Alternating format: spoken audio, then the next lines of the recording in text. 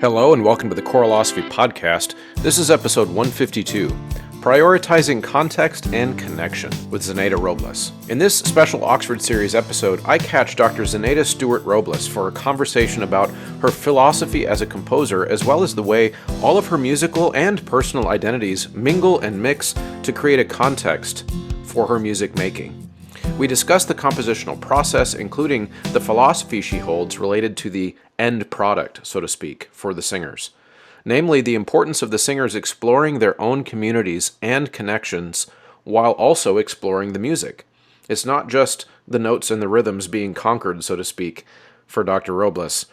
We also bounce ideas back and forth related to composers having to be careful about over-refining a composition versus just being authentic and letting the artistic process speak for itself, as well as the music world's attempt to balance goals of equity with the human need for each composer to be valued on their own music and their own individual expression.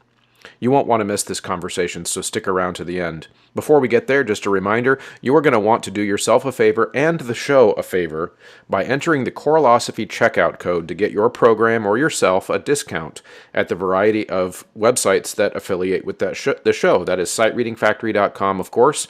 It's summer, so you're going to want to get ready for the school year with accounts for you and your students. Just enter Choralosophy at checkout. It'll give you a 10% discount there every time you sign up. And then, of course, there's sheet music at ryanmain.com and graphitepublishing.com that accept the Choralosophy discount code, as well as lots of choir products like choir folders and lots more at mymusicfolders.com. Enter Choralosophy at checkout at all of those websites and get a discount. You might have noticed that within the last few months, we've brought on a presenting sponsor, and that is Ludus. Ludus is a performing arts based and performing arts designed ticketing and marketing solution. I started using Ludus and then figured out how amazing they were and reached out to them to ask them to sponsor the show. What I'm going to do today is tell you a true story about what just happened. I have a check on the way to my school right now for almost $10,000 from one evening that we raised for the high school choir program by putting on a variety show. Ludus handled the ticketing. It was incredibly smooth. It was the first time we'd ever tried to go through the trouble of creating a seat map and having people choose their own seats, and it was just so incredibly smooth.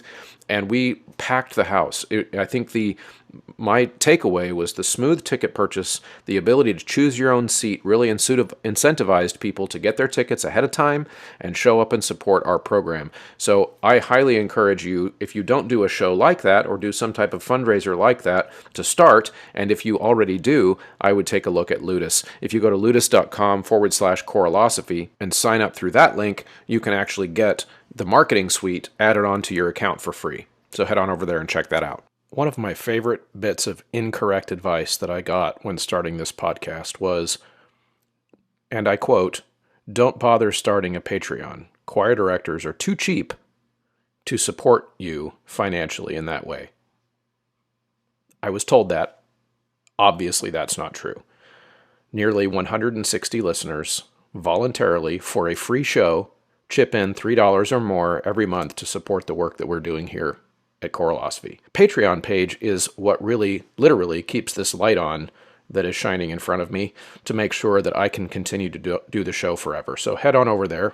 There are, of course, various levels that you can join. And at the producer or above level, we have Brian Long, Chandler Smith, Venture Studios, John Warner, Jonah Clixbull, Ulrika Igrain Munoz Alarcon, Angie Schilling, Carlos, David Kowalczyk, James Mock, Jared Hendricks, Kyle Peterson, Max Jackson, Michael Herron, Nathan Hines, Ryan Main, and Stephen Kathy Kakachik. Head to patreon.com/choralosophy and join the crowd. All right, everybody. I am here with Dr. Zanaida Robles, and we are going to be talking about her music, her life, some of our thoughts about the intersections between being a composer, being a teacher, being a conductor, some of the ways in which all of our lives are little bits of everything as musicians. And I'm excited for this next conversation with an Oxford composer, which has been a while since I've done one. So Zanaida, welcome. Hi, thanks for having me. I'm so happy to be here with you. That's great. Well, let's start out by you just introducing yourself, assuming people listening haven't seen your music, haven't seen you. Who are you, and how would you describe what you do on a day-to-day basis for your career? Give us your kind of short bio. Sure, I'll do my best. I'm Zanaida Robles. I use she, her pronouns. I'm a Black female composer from Southern California, born, raised, and educated there. I love where I live and I love the work that I get to do. I mainly earn my living as a teacher of high school students at a school called Harvard Westlake in Studio City, California. But I also am the director of music at Neighborhood Church in Pasadena. And church music is extremely close to my heart. I love working for the church and helping to create sacred space through music. And I'm also a composer, and I'm enjoying this kind of new adventure that I'm embarking on as a composer and getting more experience and writing more and more works for mostly choral ensembles, but also instrumental music as well. And it's been a wonderful journey so far. And I'm so glad that I get to that I had the opportunity to have my work included in the Oxford catalog, and that's a huge dream come true. And that's why we're here today. Yeah, yeah, that's wonderful, and I've been so blessed myself to have a chance to meet and have conversations with so many folks through Oxford. So I appreciate that continued collaboration because ultimately, what I find to be gratifying and helpful as a choir director and as a teacher of music in general is that we have this amazing opportunity in our current day and age with so many composers that we put in front of our students that more and more of them are alive and have a story to tell. Exactly. Which is wonderful, and it helps students connect with that. So if let's start out with a kind of a thought experiment. Let's say I was putting a piece of your music in front of a choir of 16-year-olds, 17-year-olds, and we're going to start learning some of your music. And I was going to spend some time in that rehearsal talking about the composer. Where does she come from? What does she do? What are some of the things that you would want to be as part of that musicological conversation, if you could be in the room, so to speak? If I could be in the room, I would probably working with that age group on a daily basis. Essentially, I would want them to know about the importance of connecting through the music. The goal, for me and for my music, if they're doing a work of mine or if I'm working with them, it's not necessarily just about executing the notes and rhythms. In fact, the execution of the piece is much more likely at a higher level when you prioritize connection and you prioritize contextualization, understanding why you're singing what you're singing, or understanding where what you're singing comes from. And so in everything I teach and also in my, composition, when I speak to students, I'm really trying to create that relationship, and that has to be an authentic effort at the relationship in order for the music and the performance excellence to unfold, which it usually does once you have the context and the relationship and connections in place. Yeah. So it's almost like I could say to them that this composer has created this project that we're working on, this music that we're going to learn, not so that you can just learn the music. It's so that we can use this as a vehicle to find connections within our group. That's Yeah, why she made this, so we should try to do that as we, and then that can open up conversations of how we accomplish that, et cetera. Is that a good, fair summary? absolutely perfect. Dead on. Yeah, yeah, and and I think that's the reason I ask that, especially as a composer. Not every composer has the same goal when they create a piece of music, and I would argue that that's okay. We shouldn't. Oh yeah. That's totally fine. And that's important. Not It's important that there is a diversity of approaches and aspects to executing, learning, composing the music. I would not expect a composer to have the same goal. I like my goal because that's what works for me, and that's how I personally connect, and that's how I personally enjoy experiencing the art form and creating for the art form. And But yeah, it's definitely not the only way to go. It is when you're working with me, though. Right. Yeah, and that's a great thing because, like, so I would put it this way. I would say, like, if we're doing a piece by Bach, which my high school kids did this last year too, we talked about how he didn't write this for us. He wrote this for his church choir, and Yeah. probably never in his wildest dreams would have dreamed that a bunch of Midwestern American kids um, hundreds of years from now might be learning this song. That was not part of his conception, likely. And so what we're doing is we're kind of zooming into a time machine and grabbing something that was written for a time and a place. And to me, I don't see that as any different as explaining that context to kids than explaining the context of a living composer who has the ability to kind of share with us why they write. Yeah, absolutely. And Mhm. we're, what a benefit to have so many living composers. I mean, the good news is we've done a lot of research on Bach, and we've done a lot of Bach's music, and know his contemporaries and those that have come after him in Western European music. And but they're dead. So let's we can always, we've got so much of their stuff preserved, and we can always come back to it. But let's engage with those who are present and whose stories are unfolding as we speak.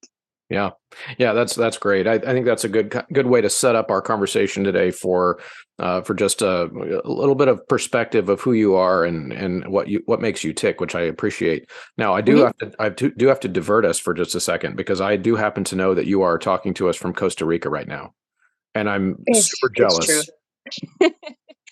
Yeah, I've never been here before. It's pretty amazing. It's great to be able to do work from this location. And it's sort of like it is a bit of a vacation. I'm not gonna lie. You can't. I feel like if you're coming to Costa Rica, you cannot escape the vacation aspect of it. But it's a life giving, life affirming environment for creation, creating music, for connection. I've been, it's weird, like since I've been on this trip's only been a few days, and I will only be here for a couple more days, but the opportunities to connect with people in this environment, through technology is just incredible. I've had some of the most extraordinary conversations with people online, like, meeting with friends, just really having very deep conversations, meetings, session, like just really great, and getting some deep composing work done too. So it's an ideal place to get work done, while being fed by the environment. Yeah.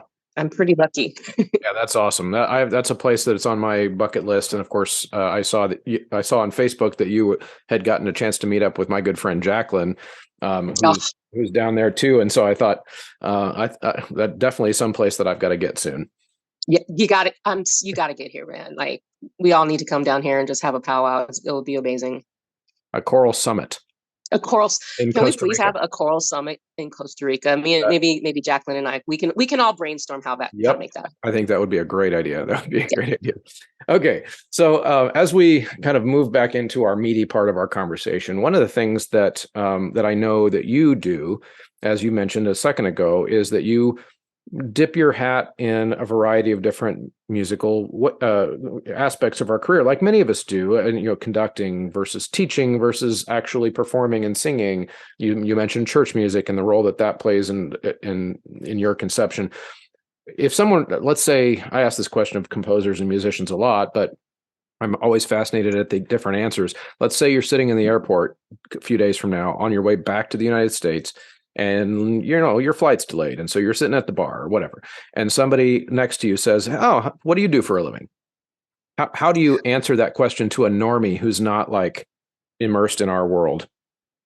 I usually lead, like I say, I'm a composer. I compose music. That's what I start with. Okay. We're like, oh, really? And then I'm like, and I also teach high school. I teach high school choir, and I work in a church as a church music director. And usually that's enough to lead the conversation in many different directions, and it sparks curiosity, which is really in any conversation what I'm interested in. It's like, to be honest, I don't have there isn't a sentence or short phrase that can really sum up what I do. But if I'm a composer, I teach choir to high school students, and I work in a church as a music director. That's enough for you to sort of generate some thoughts and some questions to learn more about me. Yeah, for sure. That's really good. Now, my next point of curiosity then would be that because I also teach high school, and I also have other jobs. We're doing one of them right now, and so as I think about how if I answer that question to people, I usually start also with something related to music education. That's because that people understand that everyone had a music teacher at some point. And then I try to explain how all the other things that I do really are connected to that in some way. Mhm. They're just different ways of expressing the value I hold on educating people about music. I think it's important. It's a passion, etc. So my point of curiosity for you is that when you're working with your high school kids, how much of the composer side of you do they see? How much of the church musician side of you do they see? How much of the singer side of you do they see? If that question makes sense at all. There's a, I guess, one way to think about it. Well, one maybe one question I might counter with is, is there really a delineation between all of those? I mean, Mm. for me, they see the authentic me wherever I am, and working in that space with them.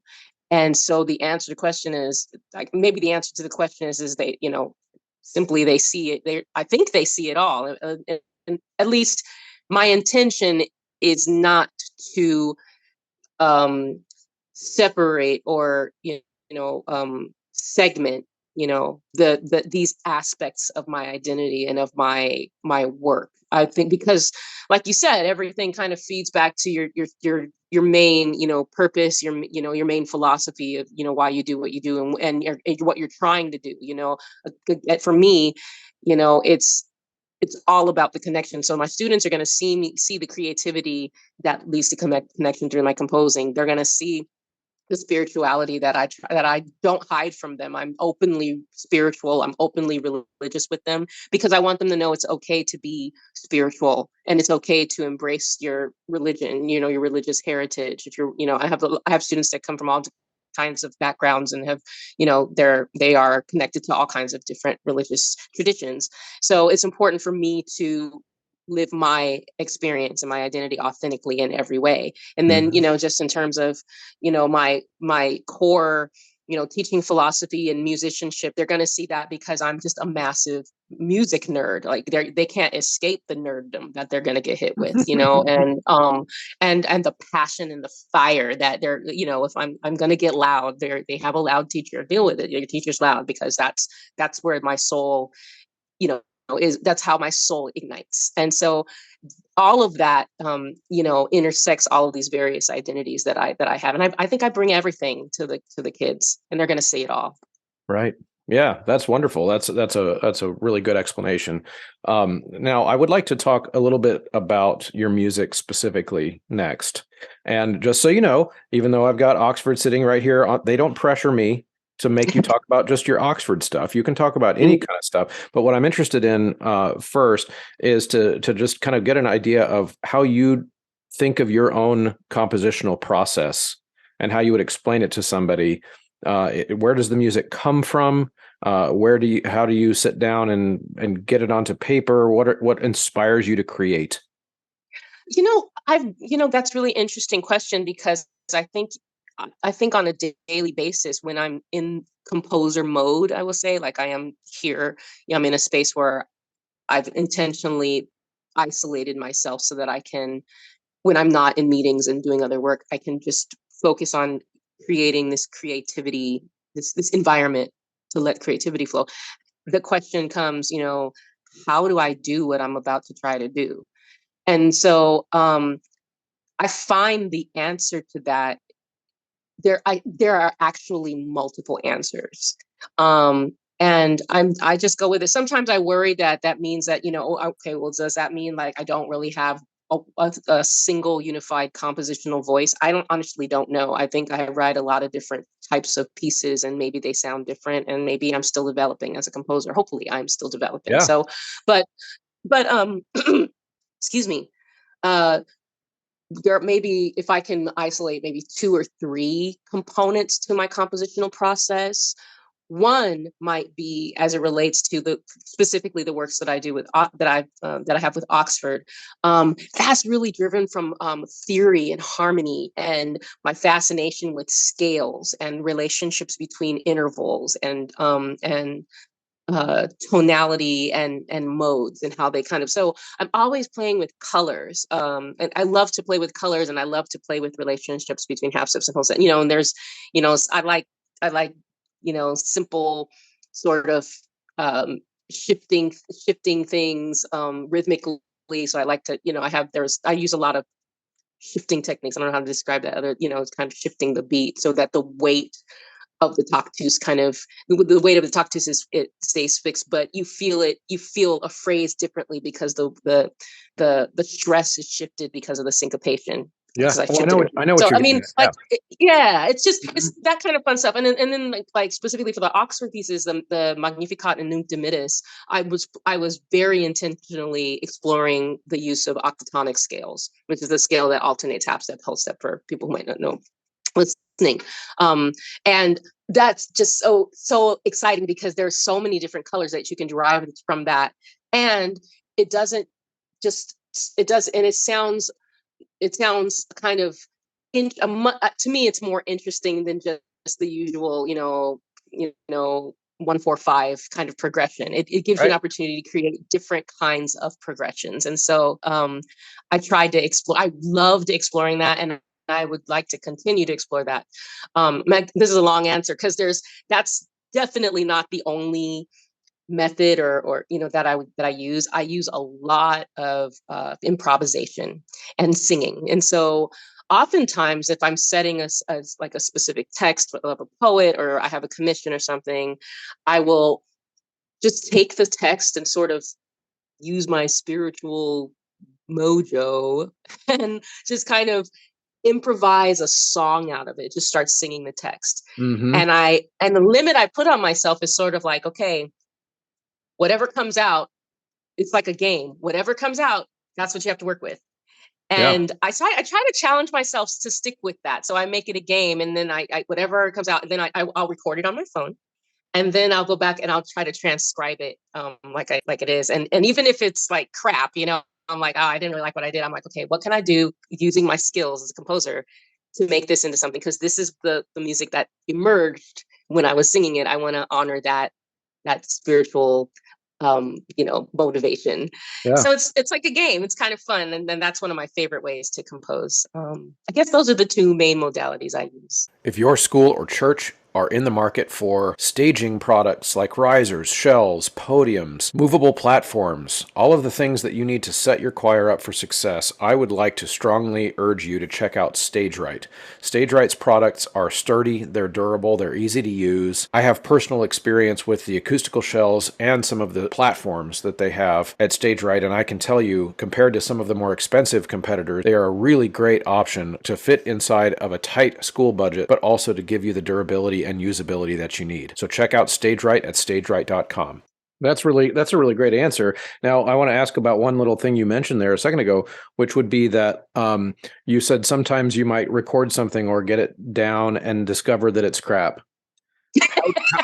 How do you decide? Is it a subjective feeling that you just like you got it out there, but then listening back later, you just didn't like it anymore? How does that work in your head?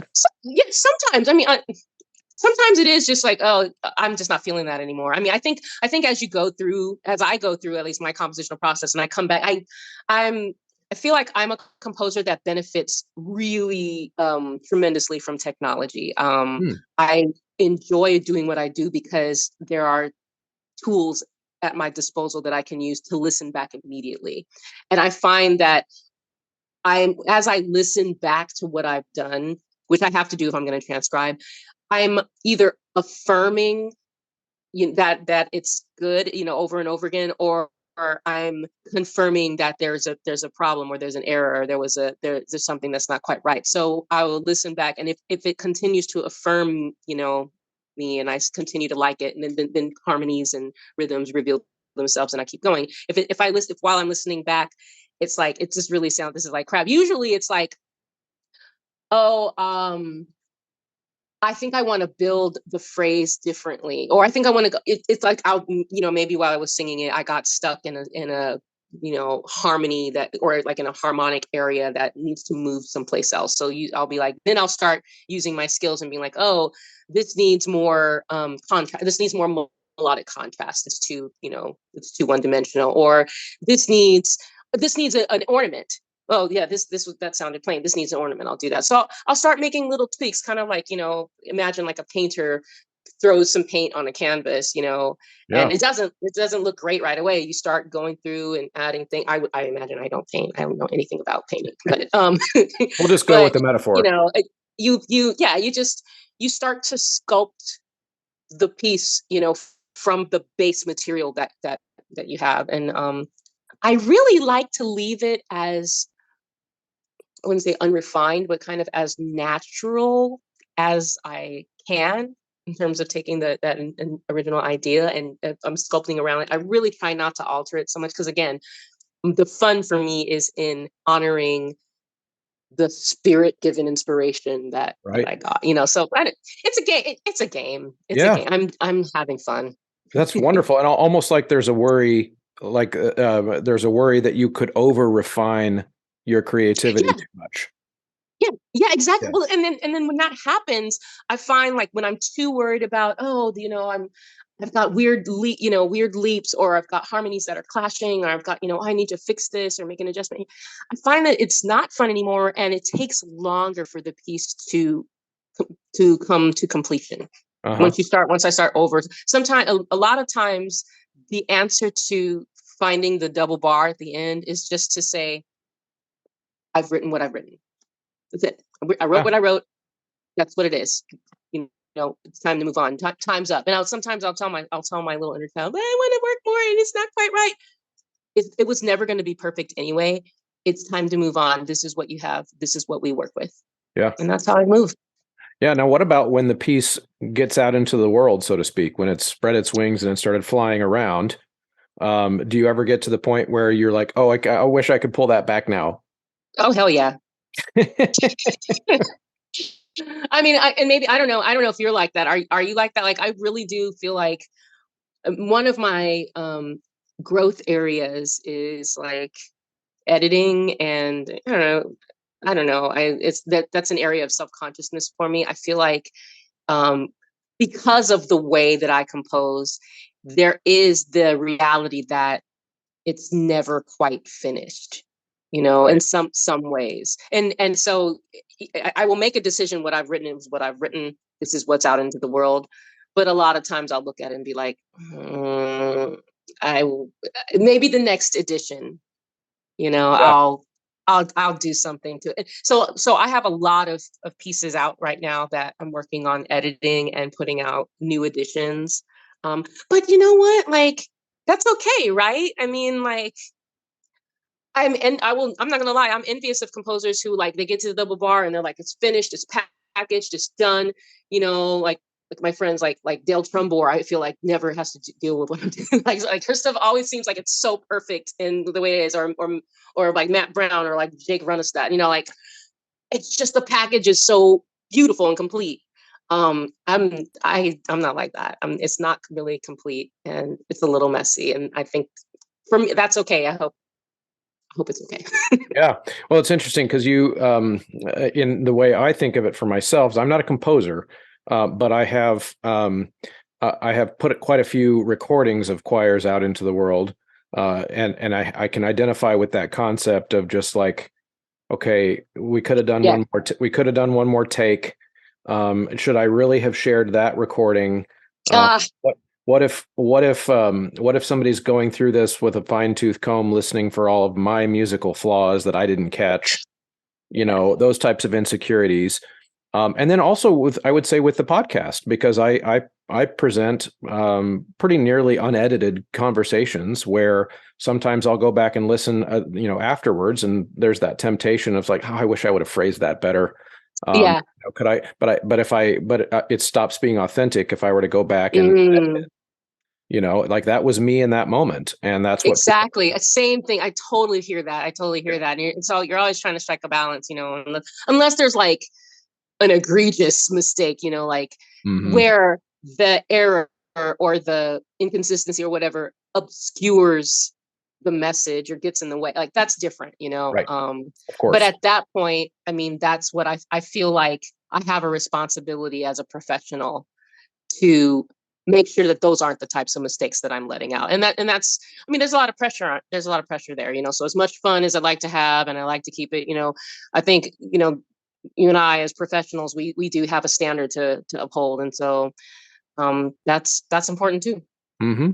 Yeah, absolutely. Now, do you have any pieces in your catalog, Oxford or otherwise, that would kind of maybe be examples you could point to for some of this? So, for example, I like to ask composers, is there a piece that people really liked of yours that you were actually kind of surprised that they like that they liked it? Or on the flip side, one you really thought people would love, but then it just didn't get the traction that you thought it would.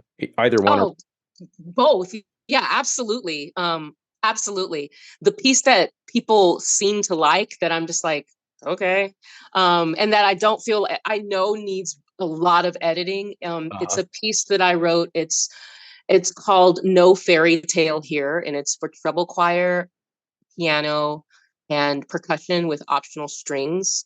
okay. Um, and it's a it's a piece that was a commission from a high school. Some random conductor found me and was looking for a piece of music by surprise a person of color, a woman person of color, um so yeah, I fit that description, of course, and I'm not going to say no just because that's why you don't know me, you don't know anything about me, but I check your box, so yeah, pay me.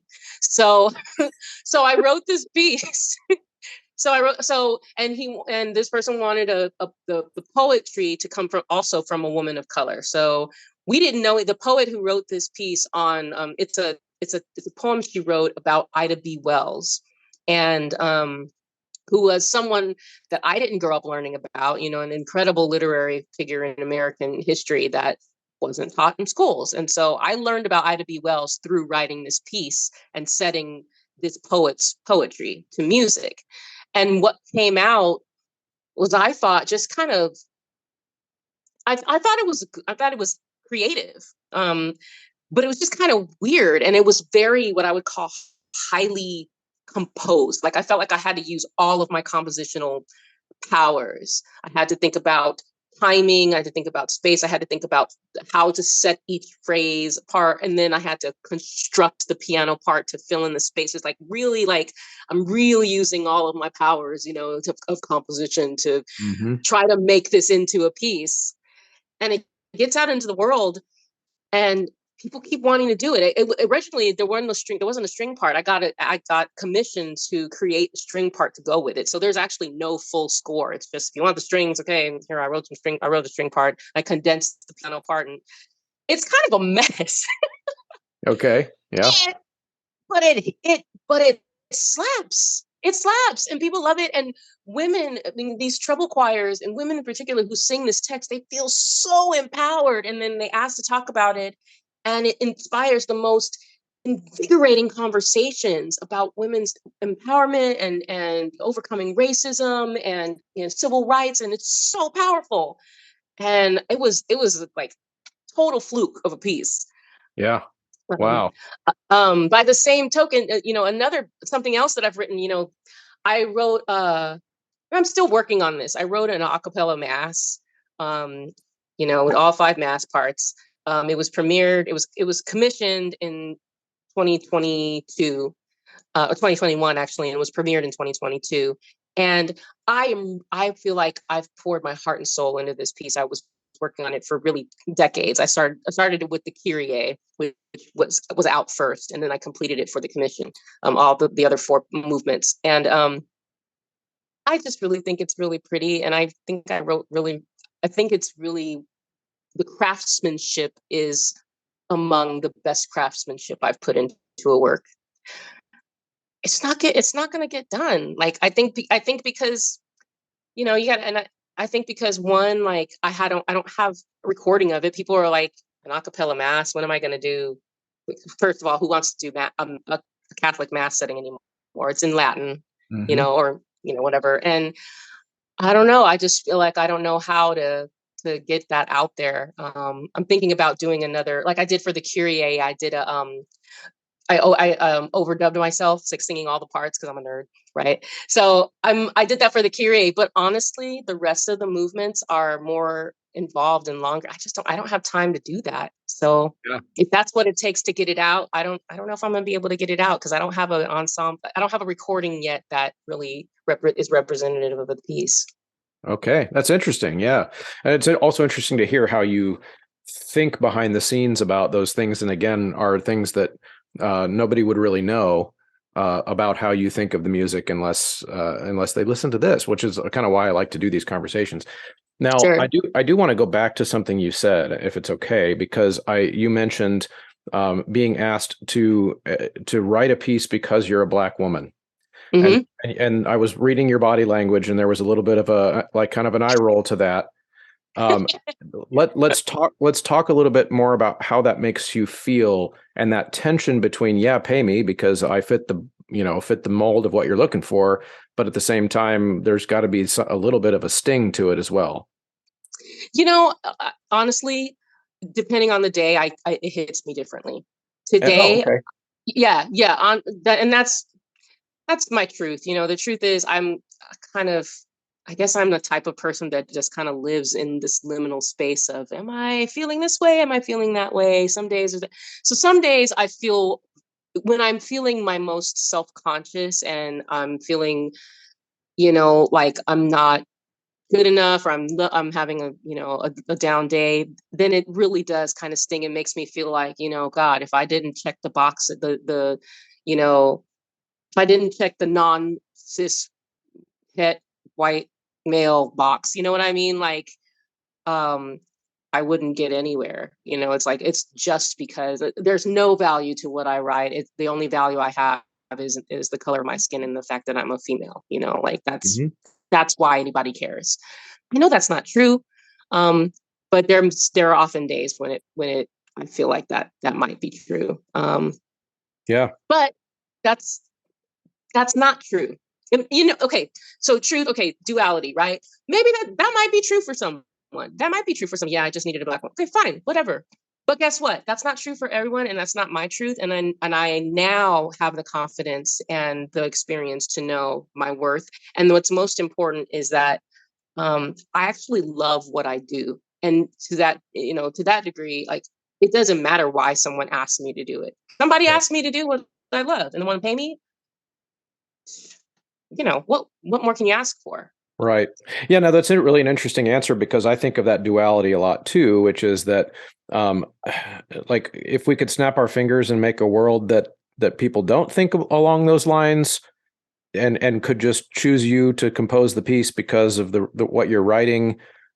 I mean, most people would snap their fingers and make that world, but at the same Mm, time, we also understand that that's not the world we live in, and so that like I imagine just from your answer, you understand why they're asking. So, for example, the reality is I run a nonprofit too in the arts world, and you do have to check the diversity box to get a grant. yeah, yeah, And that is that really the reason we want to be diversifying? I would say no, but at the same time, anytime you're trying to make the world better, there's going to be some messes along the way, yeah, and that's one of those I think tricky things that we're trying to balance right yep, now.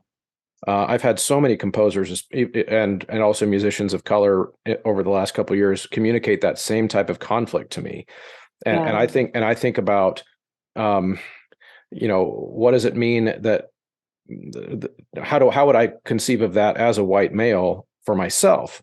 Because yes, there is the concept of like that. A lot of times, I will be told that I have certain things because I'm white and I'm privileged.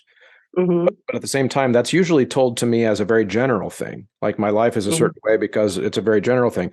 But I also think of white privilege as like I've never once had to wonder if the conducting accolade or the recording accolade I received at one point in my life was because of my skin color. I, mm, I I never had to wonder about that. Like yeah, I always knew that it was because I did something cool musically.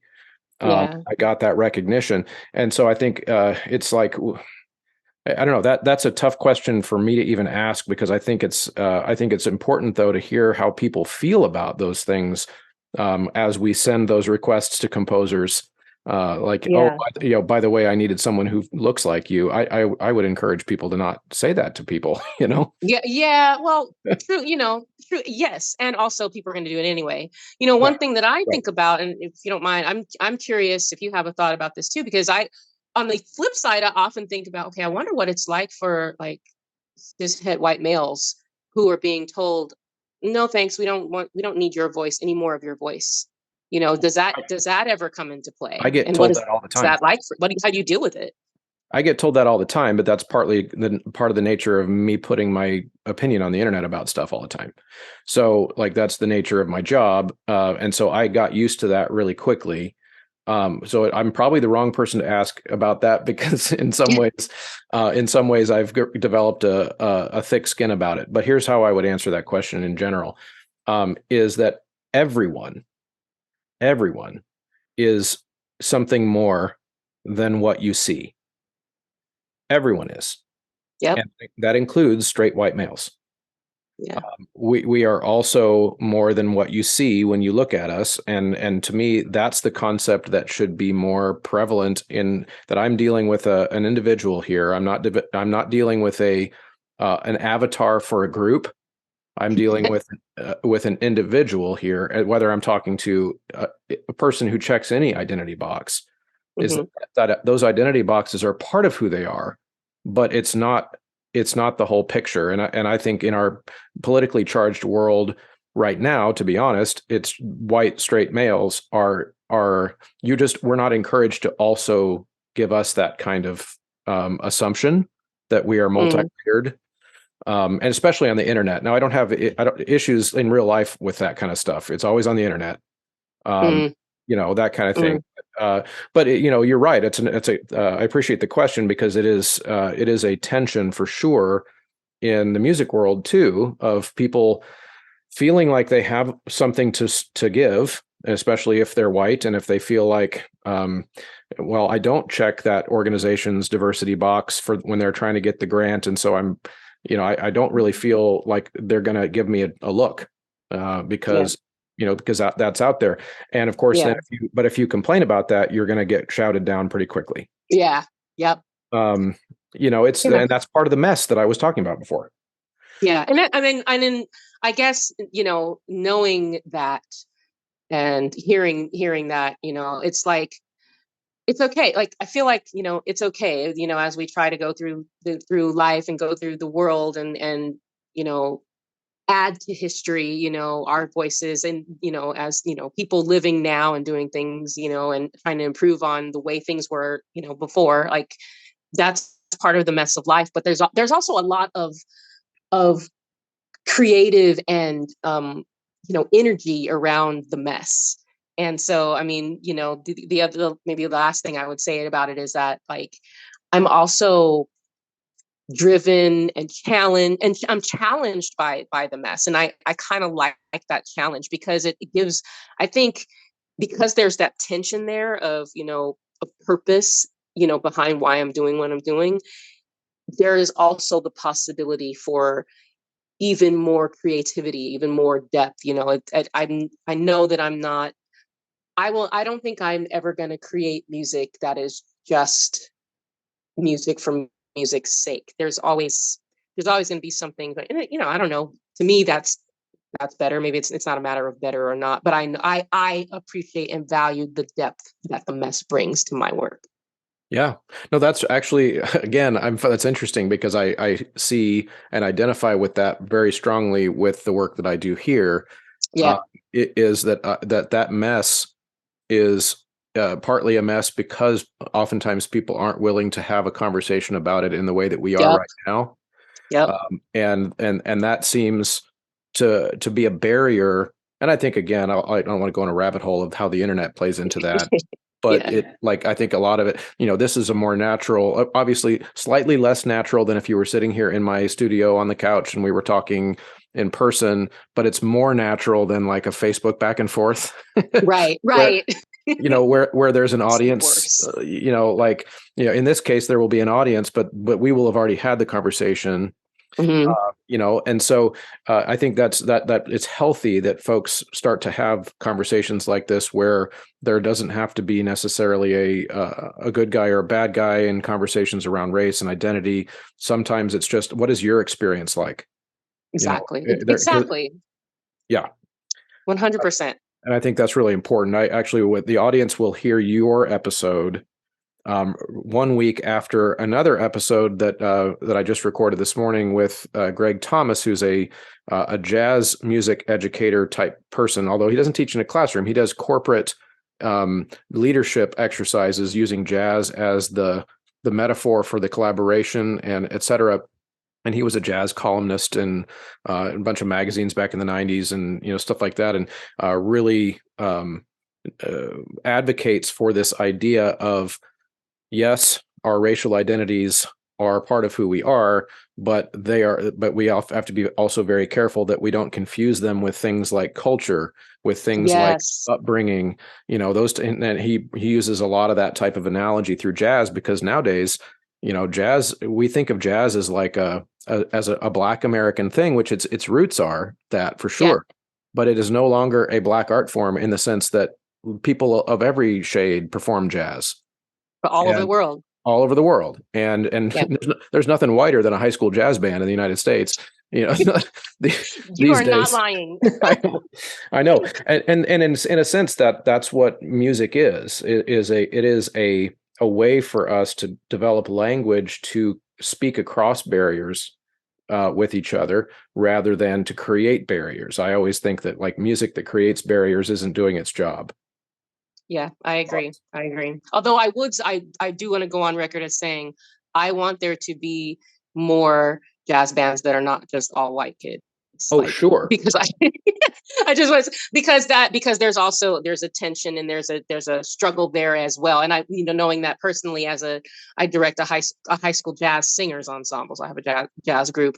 I am so excited that I'm working with this high school choir, and I, for the first time, am going to have 2 Black kids in my choir. And I go and I teach at a predominantly affluent, predominantly Caucasian school. Like most of these kids, it's mostly Caucasian. And there are I have a lot of Asian students as well. Having 2 Black kids in my jazz choir, where there are only 13 kids, is huge, and that says a lot about something. I mean, because for a long time they didn't see, I guess that says something for the progress that some institutions are making. Because I'm there, able to represent, then other students of color are able to see themselves in this space, and then they're able to show up. So, that's so super exciting, and I look forward to that kind of evolution continuing in our music world.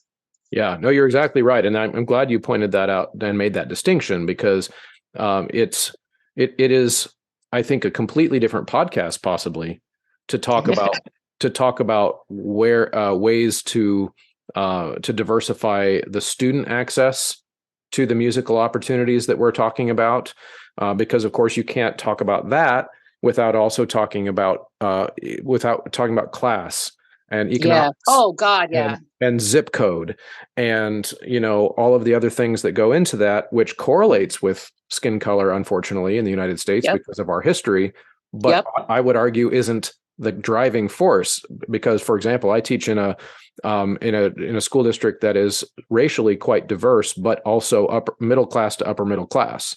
So I teach in a community of about 150,000 people, where there is no Black neighborhood in my town, because it, so to speak, it's like everybody's mixed in together, but it's still pretty racially diverse. And so, for example, it kind of irks me when I hear people talk about how certain aspects of music making are white aspects of music making. And I'm like, well, tell that to my 15 Black kids who, like, in this one group, who really love this piece of music by Eschenwalds from some Scandinavian place or whatever. Like I don't want you telling them that that's not for them anymore. Absolutely. It's not anymore. Not anymore. Thank God, like, thankfully, not anymore. Right. Exactly. And I think people don't mean to say that oftentimes, especially the well-meaning musician types that are trying to talk about those issues. I think sometimes we just don't think about the way we're saying it. Yeah, agreed. And again, one of the reasons I like to have these types of conversations, it lets people kind of think through the way we say these things, and just being more careful to do that. I Yep. think is wonderful. I really appreciate your candor and your openness with this. Sure. I'm gonna take us in one more direction, and then I think Sure. I'm gonna let you get back to the beach. I need, yeah, it's time. Okay, so what would be, and this will be kind of a way to wrap this up in a more of a lighthearted way. What are some not musical things that you are really interested in and would maybe surprise people, Huh, okay. or are Um, there any? oh yeah, yes. Um, I really love K dramas, What is that? Korean dramas, Okay, and K dramas. K dramas, like I K thought you dramas, and I said really like K-pop. I thought you said gay dramas. I mean, cool with those too. Okay, Sometimes K dramas can be gay drama. Well, not usually K sure. dramas, but anyways, Korean dramas. So like Okay. Korean soap operas, and I've watched pretty like most of the ones that they have on Netflix, which is there's probably like hundreds of them. I got into them over the pandemic. My mom actually is the one who turned me on to them, and I'm just a sucker for romance. And there, I just find them to be very romantic, and and the the culture in these stories is very, I don't know. There's something about the Korean culture portrayed in these stories that's very familiar in terms of it's very patriarchal in many cases. It's very Mhm. there's a lot of materialism. There's a lot of just think of any of an American soap opera. There's a Yeah. lot of that. But oftentimes the cinematography is beautiful. There's an appreciation for like art. There's the storytelling can be really, really, really compelling, and the writing is often great. Also, I'm challenged by I love the sound of the Korean language, and so I listen to the Korean and I read the English subtitles, and so I've sort of started learning a little bit of Korean, and I've gotten into Korean cuisine.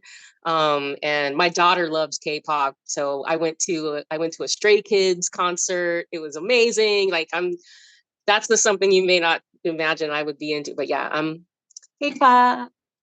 That is so, yeah, that is a perfect answer because yes, I am surprised. Like I wouldn't have guessed that that's what you were going to say. So that's perfect.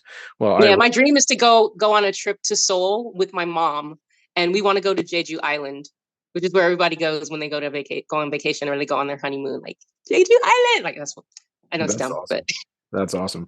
All right, before we sign off, why don't you tell us about any projects you have upcoming that people should know about, where we can find your stuff, and where we Mhm. can go explore your catalog, that kind of stuff. Okay, so geez, projects that I have coming up. I've got some commissions on the horizon. I'm looking forward to writing something for the Los Angeles Master Chorale for the first time, which Cool. is huge. I'm also looking forward to writing a piece for the American Guild of Organists. In a few years that will emerge. That's a rather large piece. It'll be for organ and vocal solo. So I'm really looking forward to those, and I'm working on some instrumental music as well, trying to branch out beyond just choral and vocal music. I've got some piano works that I've self-published, and I'm now exploring sort of as an exercise, like doing more instrumental things, like smaller chamber work. So my mass that I'm having trouble getting out into the world, I'm creating a version of it. So I'm calling it Mass for Strings. So it's just string orchestra, and I'm in the process of kind of orchestrating, and that's a really fascinating project that I'm working on right now. I'm just exploring the colors and different string colors and effects that voices can't do, and so there's this broadness of range, and different octave displacement that I'm playing with, and that's super fun. Yeah, that's awesome. And your website, I'm sure Mhm. it's kind of like a one-stop shop for finding access to your whole catalog, I imagine. Yeah, for the most part. I mean, it's kind of all over the place. I'm a weird composer in that I'm self-published, but then I have other things, at different publishers have brought out my music, and I've been really grateful for that. So the stuff with Oxford is really cool. The Magnificat and Nunc Dimittis, they're really I just think it's really interesting pieces for organ, piano, and choir together. Like not, and there is a version just for organ and choir, but imagine a Magnificat and Nunc Dimittis for organ and piano at the same time and choir. I wrote that. I wrote one of those, and Yeah. I think it's really cool. So there's that, and then Music Spoke Marketplace carries most of my self published compositions. Okay. Yeah, that's really great. Well, I appreciate your time and your energy. This was a very lively and fun conversation. I really enjoyed it. I think people are going to like it. I will put links. I will put links to all of the stuff that you just talked about in the show notes. And I appreciate it. And have fun in Costa Rica for your last couple days. Thank you so much. You've helped to make it great. I love being able to get into some of these deep topics, and now I'm going to go swim it off. That's awesome. That's awesome. Well, thank you so much. All right. Okay. Thank you, as always, for sticking around to the end of an episode. I hope you enjoyed that conversation. I just have so much fun doing this show for you all, and I hope you're getting something out of it too. And if you are, whether it be your thoughts stimulated or your profession developed or whatever it is that keeps you coming back and listening, help me out by telling your friends and posting episodes and putting comments on episodes. Anything that helps drum up visibility for the show helps me a lot. It helps me not have to pay Facebook or pay Instagram for you to see, or for other people to see my show ads. The other thing you can do, of course, is join the Patreon. Patreon.com/Coralosophy is a direct way to give back to the show for creating the content for you. And of course, using that promo code at all those websites, mymusicfolders.com, ryanmain.com, graphitepublishing.com, sitereadingfactory.com, and of course, coralosophy.com/Voce Vista to get the overtone analyzing software. All of these links are in the show notes for every episode. So if you're hearing me talk about it and you need to have a quick opportunity to find it, just go into your podcast app and you can scroll down into the notes and find the links to all those companies. Thanks, everybody. I enjoyed doing it. I hope you enjoy listening. Come back and see us next time.